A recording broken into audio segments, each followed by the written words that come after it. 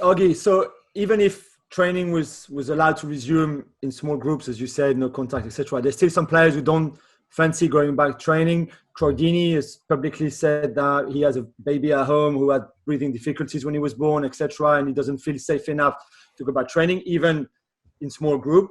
N'Golo Kante went back training for the first day with Chelsea, but then again had a chat with Frank Lampard saying that he doesn't feel safe enough to come back training, so they've given him a few days off as well for as long as he feels like before coming back training. So there's still an issue over players feeling safe or not safe enough to go back training.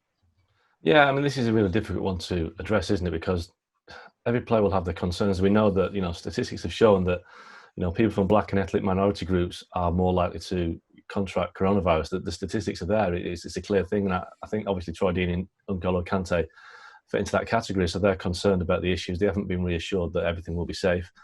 From what I've been told, that working or training at a Premier League football club is going to be one of the safest environments you could possibly work in right now. And there are people... Did the Premier League say that?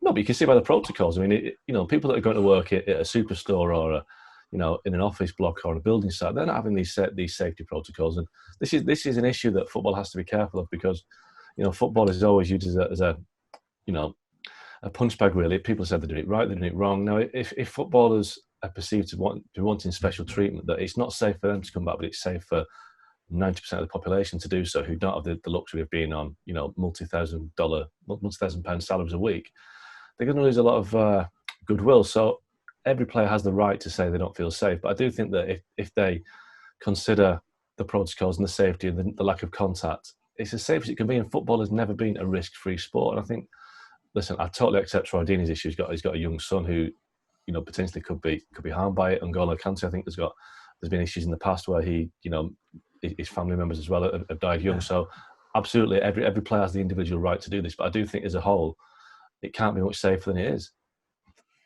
I would tend to agree with you there. I think Jules is in agreement too. We've made this point before. If you're not up for it, I think there's an easy solution. And I think clubs have to be sensitive to it as well. And just simply say, okay, fine. Unpaid leave and off you go. I mean, that's how I would handle it as a club. You would be respectful of it, and I think both Troy Deeney and N'Golo Kante could be satisfied of it. Now, there's 6 tests in all, 6 positives out of 748. That is around 0.8%. It's a tiny bit higher than the pool that we had in the Bundesliga, which I think was 0.6%. But that's encouraging. I mean, that if these tests are accurate, then it does show that if you can keep that pool contained, we're in relatively good shape. How confident are you, and how confident are clubs that over the next 6 weeks, players are going to continue to self-isolate away from the training ground, right? Because let's just remind people, they're not in this little bubble. They're not in that crazy 2-month quarantine that we talked about before.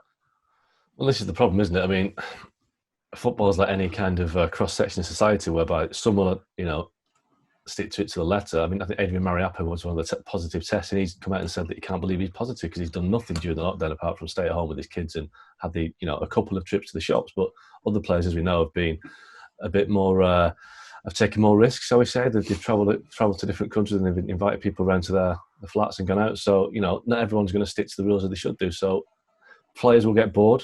Some will transgress, as we know. Some will get the haircut when they're not allowed to, as we know. So there will probably be more positive tests. You know what I thought was really interesting in what Troy Deeney had to say, apart from the fact that he explained the situation with his son, etc. At the end, he also said, I've got loads of questions and no one is giving me any answers. And we go back again to the same point. And I know every week we say the same, but about the protocol and what's going to happen if they go back to playing and all of that. And I think Deeney is right when he says, I can't get a haircut until July. But then you expect me to go and challenge the ball in a corner where there's 20 of us in the box, touching each other, grabbing the shirts, being close to each other, which is right.